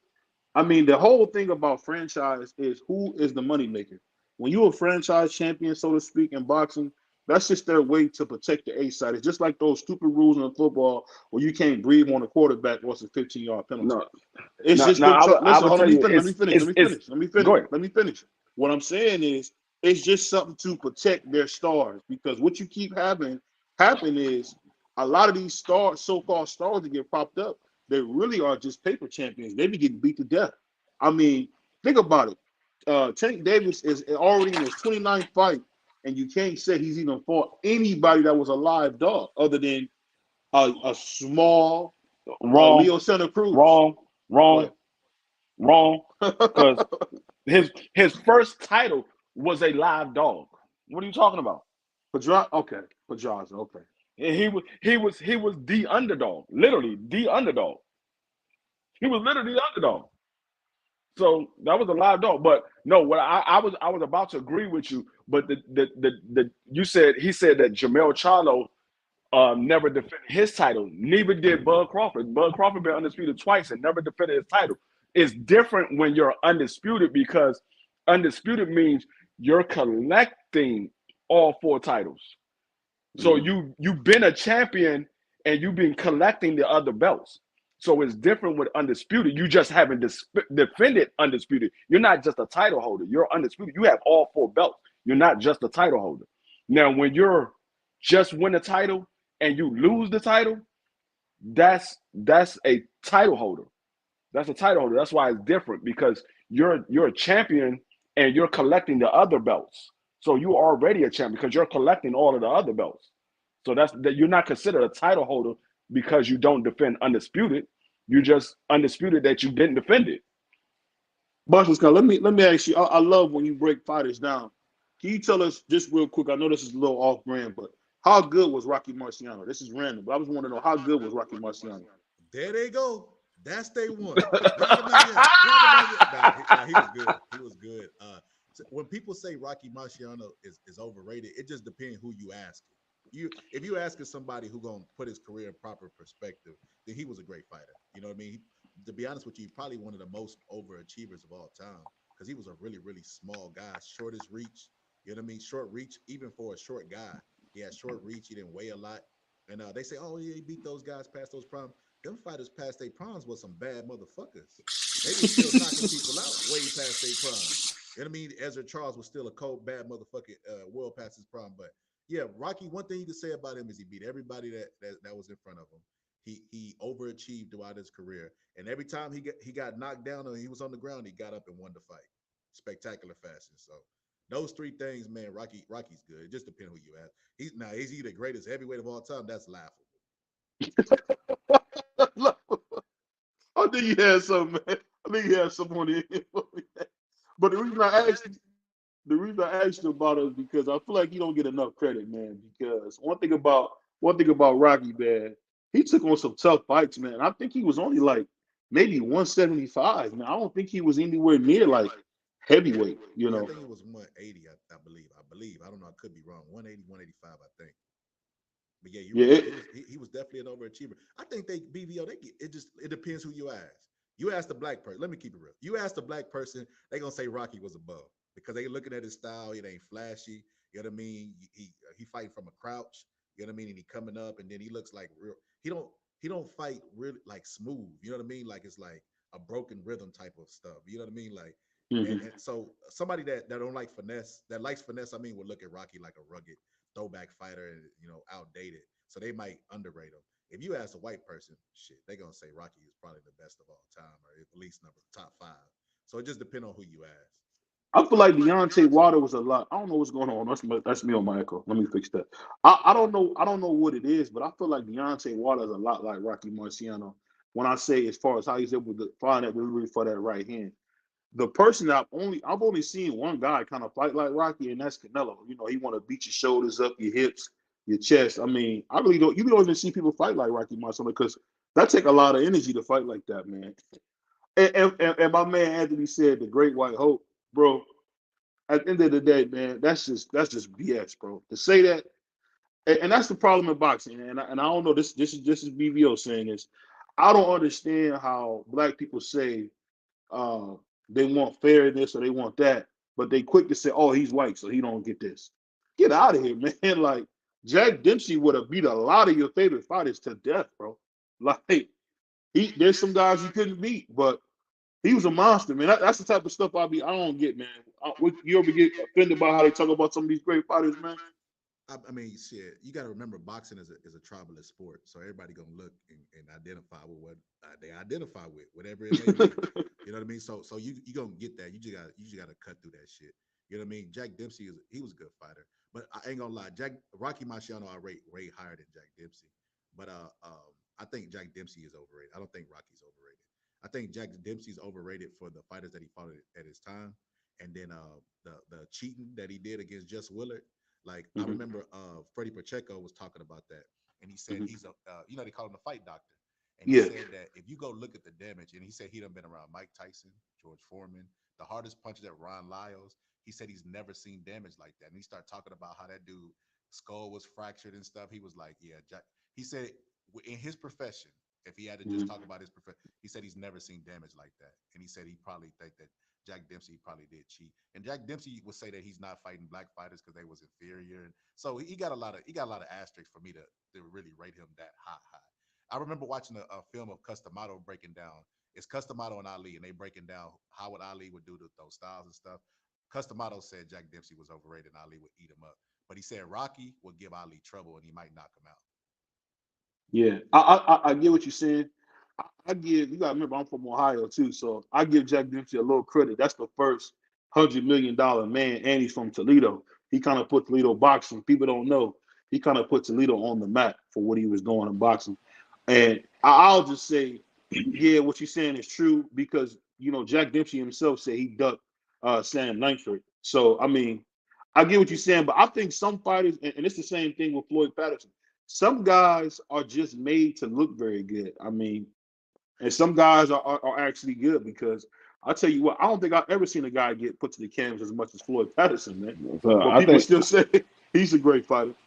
I Go ahead. think I think I think a lot of those guys get a lot of downplay because of black murderous role. There was a lot of black fighters that they didn't want to fight. They didn't want to fight those guys. So it's kind of hard to say how good these guys really are. Then they very well could have beat those guys, but they didn't want to fight them for whatever reason. They didn't want to fight those guys, and that's why there was black murderers row. Those guys only can fight each other because none of the white guys wanted to fight them. So that's why I think a lot of times those fighters from back in the day get a lot of downplay because of black murderers row. If those guys would have just went out there and fought them, we probably wouldn't be talking about them the way we talk about them because you can't. I mean, the facts are the facts. You say, hey, I don't think that guy is that good. Well, he beat that guy. Well, yeah, he did beat him. I can't argue with that. So when you leave that opening in there, there ain't really nothing you can argue about it because they didn't try to fight him. If they would have went ahead and fought him, then you could say, okay, yeah, this guy was better because he beat him. You I got to mean, you can say that, but we see. I don't know. Somebody got me on their camera or something. I would say I don't know. I can't say that free because when you think about like Black Motors World and all that, a lot of these great fighters, man, it really just they really just some of them ain't get their opportunity. Um, like you think about Jack, people talk about Jack Johnson, saying Lanford, from what they say from the records, actually beat him, and they just gave it to him. So and then he never fought him again. But I don't hear nobody ever bring up about how Jack Johnson, who was actually the first slick fighter, how he ran from Sam Lanford. And it's just like, it's weird, man. Boxing is a weird sport where you really, I think we got to do a better job of archiving our history, man, because some of these stories you get from these fighters, man, it be complete BS. Like, like, come on, man. Like, it just be complete BS. Just like Dr. Boxing Scholar was saying. That stuff that Jack Dempsey was doing on the cheat, I mean, truth be told, he would have been arrested for doing that now. You know what I mean? So it's tough, man, because boxing is such a dog eat dog sport. I love this sport, but I really hope at some point we get a sanctioning body. What you guys think about a sanctioning body to oversee boxing as a whole? Nah, Never gonna happen. Yeah, hey, yeah. BBL, could you hear my mic setup? Do I got an echo? Yeah, you got an echo. Could you hear my mic settings and hit that cancellation? Okay. Oh, okay, I got you. Yep, there we go. Yeah, and it's never gonna happen because it's too many people got their hands in the pot. Like you literally are cutting people. Like, you cutting people's pockets off because you make one governing body.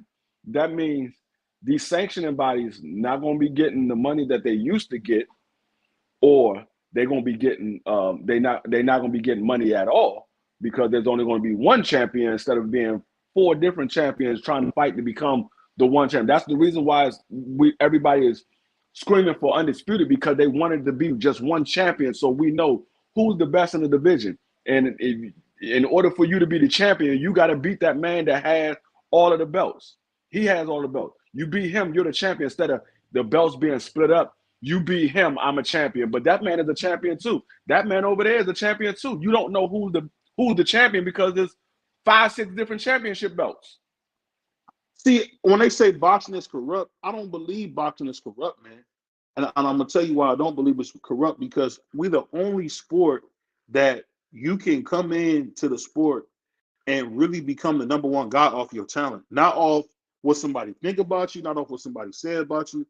Salute to my man. Josh said Marvin Hagler never got a title shot to like 40-something fights. Quote me if I'm wrong, OG Free. My man, Ant-Man said, I talked to D on other panels about this. He caused me to back away from a line of thinking peace as a fantasy. It's never going to happen because the sport's too corrupt. My man, Case of Boy said, yes, the sport has always been corrupt and always will be. He said, we need to eliminate these Yeah. Now, what I will designations say like is, super and regular franchise. that is not true. You can be the best talent out there, but you don't get pushed. Either you don't have the right promoter that's backing you, or you don't have the sanctioning body that can make money off of you. Like, sanctioning body do care about how much money you bring into these fights.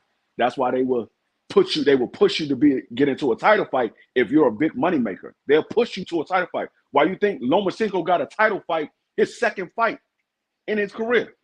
And then he turned around and got another title fight after he lost that one in his third fight.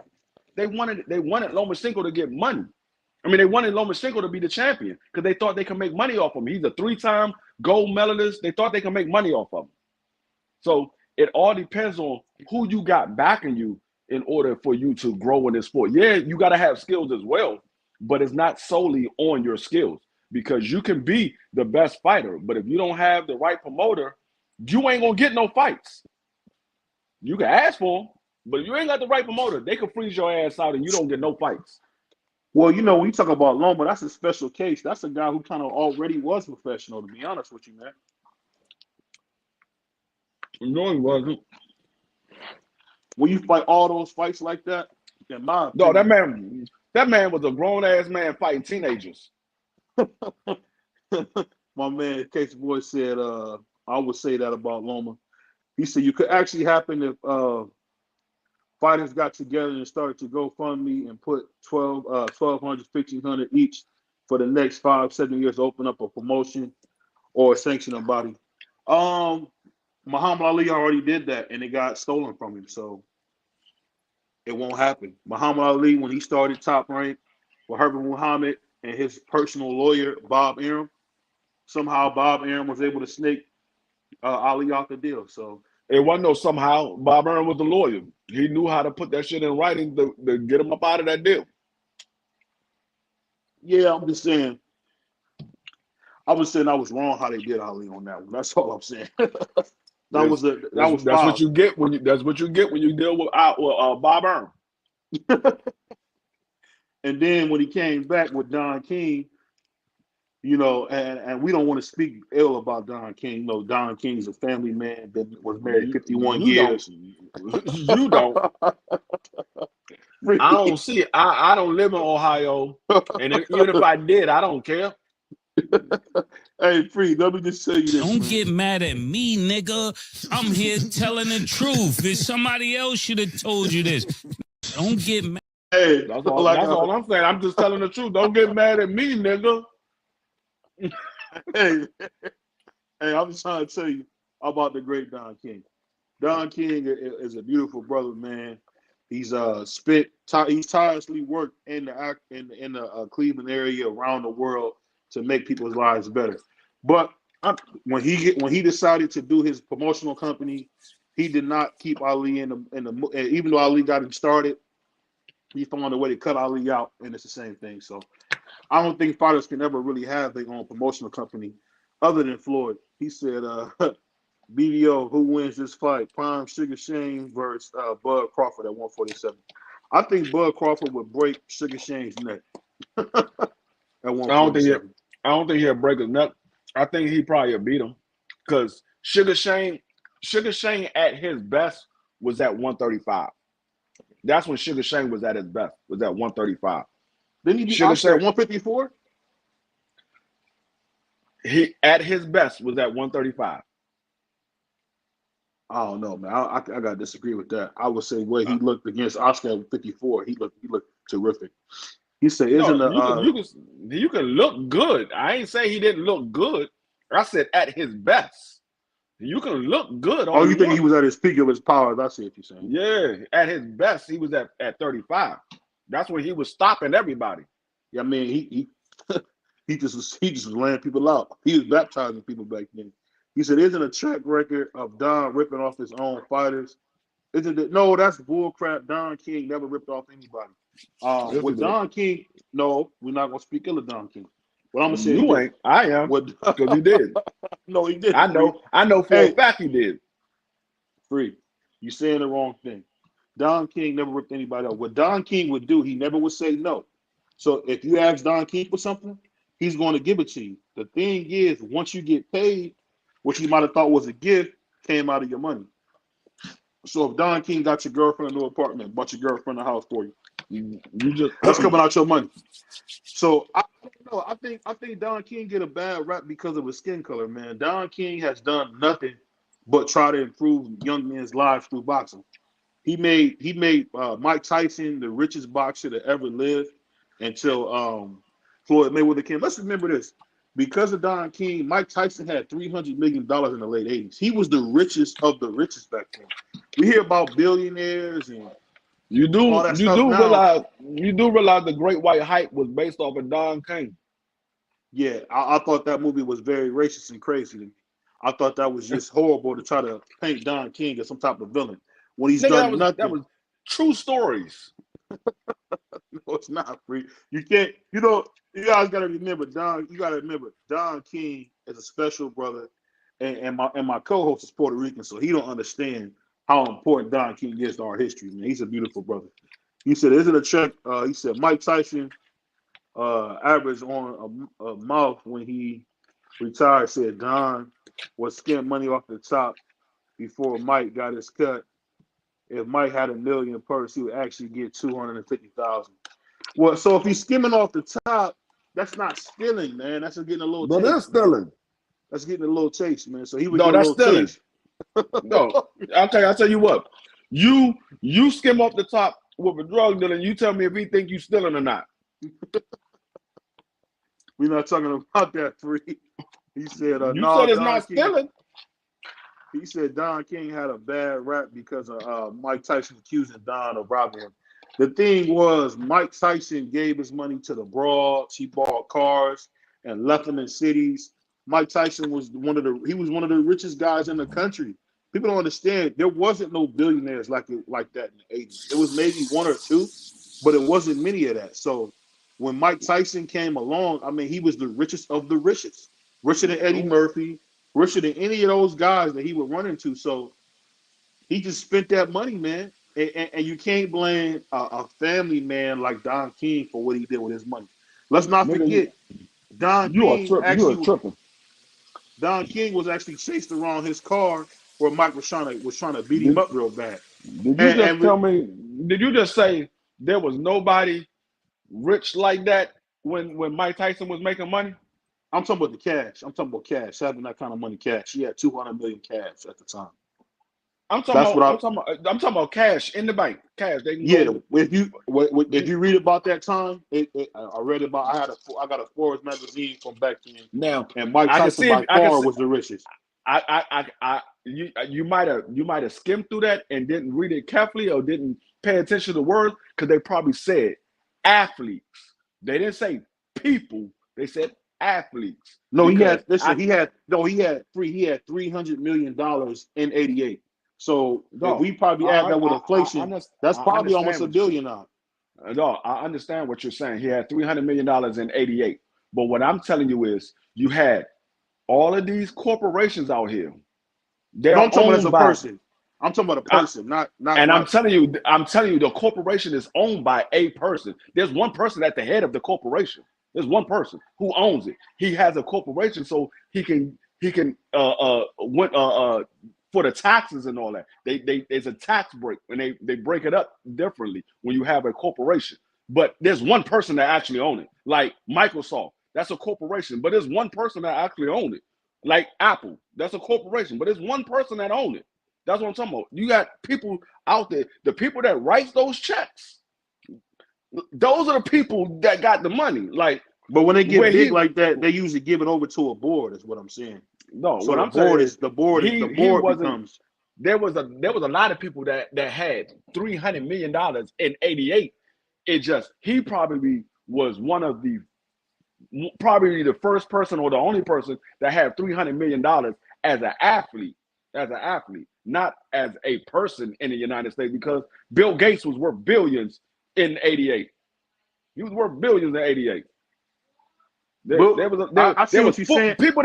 that own football teams was worth more than $300 million. No, what I'll say is that I didn't mean literally. What I mean for the celebrity class, for a black celebrity in '88, he was clearly one of the richest. That's what I as an athlete, yeah, he was. Yeah, he was one of the richest.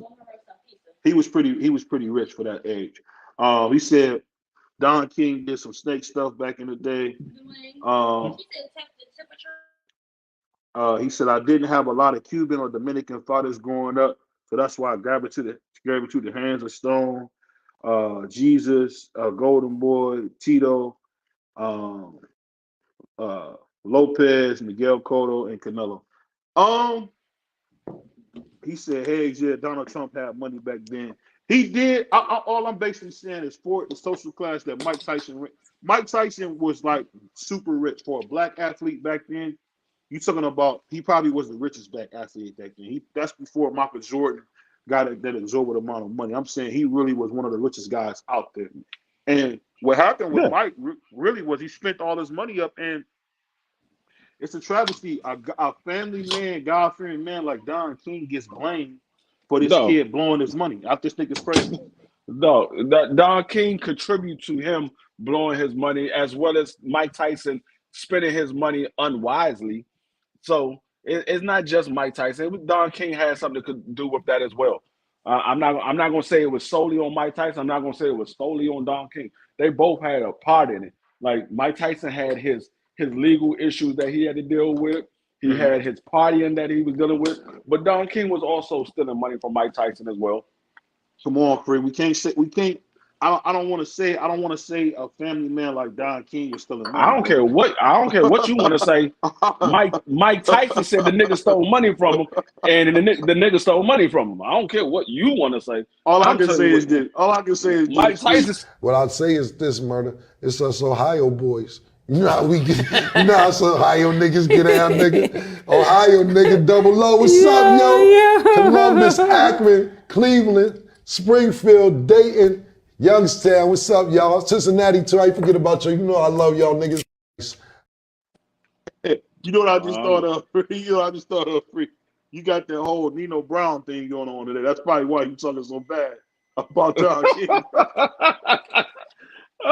I'm just saying, the man. I'm going by what that man said. That man said he stole money from him. Salute them on. Hey, 88 Sports. I got you this weekend in fantasy football. I'm about to kick your head in and overtake G5 and take G5 for a leaderboard. I'm actually number 2 in that league All I'm saying is sit your $5 ass down before I make change. With that boy appreciate. It was the light-skinned brother from the bank. That's who did it. The light-skinned brother from the bank. He said, and also, a lot of us forget half of these boxers didn't go to college or finish high school, so they didn't have experience with financial literacy. That's what ended up broken the end. That's true. I mean, like when people say Floyd Mayweather can't read and all that goofy stuff, when did Floyd go to school? Cool. When did he go to school? Floyd didn't go to school. When did he ever go to school? But I'll say this. We got a lot of big things going on coming up. Me and your boy D-Free is working hard. I got a bunch of fighters that been hitting me up directly. They want to come on here. They want to hear me talk. They want to hear D-Free talk. And you know what? I want everybody in the chat to know this. They want to come in here and set BVO straight. They hear all this bullshit he talking. I got fighters blowing me up. We're gonna have 2 fighters next week coming up. I'm gonna give you guys more information as we get there. But if you want to hear unbiased boxing talk from your boy BVO Boxing, from your boy D-Free, you know, we give you unbiased, unrated, you know, boxing talk where, hey, I'm gonna be honest with you, man. I'm gonna be honest, man. We just try to give it to you real. He said nobody want to hear you. This is a funny thing. It's funny because I hear people say I like Teofimo Lopez. I want to address that now. I'm not a Teofimo Lopez fan. I just get a guy credit with credit's due. So I want to say that. So, you know, free advice for me. I'm not a Teo fan. I don't have a favorite fighter, but I do give people credit where credit's due. And this is and I got to keep track of this because my man Free said I bring up Teo every live. I didn't bring up Teo nothing to the end of this. You just did. I did. To address some propaganda that you out there putting out there. You just brought him up. You was doing good until you brought him up. Hold on 1 second. So I'm hoping, guys, that we're gonna have my man J-Ro, who is a amateur fighter, fighting out of Mississippi right now. He is I think he has 74 fights. So he's actually getting ready to turn pro. So we got a guy we got coming up. So we got some big stuff coming up. Let's get my man D-Free to 1,000 subs, man. And we got to admit, even though my man D-Free says the craziest stuff on the internet, man, the brother's entertained. The brother's entertained. You want to hear my man D-Free laughing, having a good time, man, this is where you find it on the Road with the Punches podcast. He said BVO just called him Nino Brown. He said, BVO, you about to take an L. Sorry, fam. You know what? They say that about the black man. They've been saying it for 400 years, man. You've been wrong every time. But man, always catching L's. Y'all just see me really cook free that last episode, man. He got beat the sleeves off of it. I just got finished watching it. You need to go back and watch it again. What happens is this: when we get these moderators on, Free tries to mess with the moderator and take their vision and get them off track. I just realized that you got to watch Free. Free be trying to con these moderators, man. We got to watch them. I'm gonna tell you what I do. I kill you with your own words. That's what I do. I kill you with your own words. Because I keep well, I don't think you know this about me. I don't forget anything. I don't forget anything. So when you say something, I remember what you say. And then when you come back and say something different, I'm gonna catch I catch you with your own shit. I'm like, oh, you just said this, man. You saying this. I catch you. If you go back and look at the joint we did with G5. Look at the joint we did with the girl you brought on the very first one we did. Look at the joint you did with Kwee. I catch you with your own shit. Every time you say something. The one we did with the one girl Maya, she's supposed to be coming back soon. Well, the one we did with her, I told her to cook you because she wasn't biased. But when we got on there, my brother G5, when it didn't take nothing. That's why I say I want to have a debate. We're gonna do it on Knockout Channel, and we can have judges. We can have the whole chat do their vote, and we can have the judges, and we can say, okay, yeah, this D3 won. I feel that, but I'm a part of one of the best podcasts there is. That's the Roll with the Punches podcast. So I want our fans to see it. We ain't worried about other YouTube channels. We worried about what we doing over here, man. Because unlike most, me and my brother D3, man, we coming for the #1 spot. We watching you boxing, boys. We coming for that spot. So we here. We not here to play around. We not here to watch each other talk. We here to get some money. So when I cook D3 live like clams, I don't want nobody to miss it. We're gonna have that BVO, Vegas. BVO, I'm gonna do like the Italians. I'm gonna have you swimming with the fishes. Salute to Tay. They wish to say, salute, fellas. Can't sleep. Wanted to say, hey, have a blessed night. Salute to the chat. But I'm gonna tell you this, man. I'm gonna tell you this, Ree. You really making a mistake, bro, because you gotta remember, man, if you look at resumes, and this is not me being biased, Tio got the best resume under 147, bro. Tio has the best resume where? Under 147. No, he doesn't. Who got a better resume than under 147? Josh Taylor. Oh, Tio picks off of him. I didn't say he has the I didn't say he won against everybody on his resume. I say he has the best resume. Resume is who you have on it. That's what a resume is. Now you want to say accomplishment, you could possibly give it to T.O. You could possibly give it to T.O. But when you say resume, it's who you have on it. That's what a resume is. Who you got on. When they say, let me see your resume. You put down what you got on your resume. What you got on there. I fought this person. I fought that person. I fought this person. I fought that person. I was undisputed champion. I fought that person. I fought that person.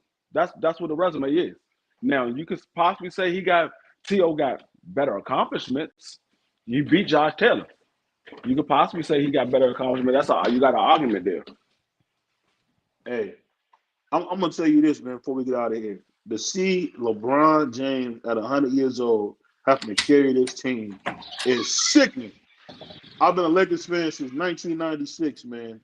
And the fact that we got this bum dude, Anthony Davis, but we got to get this bum out of here. He is trash. I'm gonna tell you something. It's not Anthony Davis' fault. They don't be going to Anthony Davis, dog. I be sitting there watching them go up and down the court, and they don't go to Anthony Davis. I'm like, dog, y'all got one of the best power forward / centers in the game, and y'all not using them. They will literally go up and down the court like 5 or 6 times without giving that man the ball. I don't know what the fuck is y'all doing. Hey, when my brother Joe, what you just said in this chat was straight evil case of what he said. Look like Josh looked like he had Magic Johnson in that last fight. You rough, bro. But just keep in mind, it's your boy BVO. It's your boy D3, aka the Oscar De La Hoya hater, man. It's the Roll with the Punches podcast, and we're gonna be back probably this weekend. We probably got a show tomorrow, man.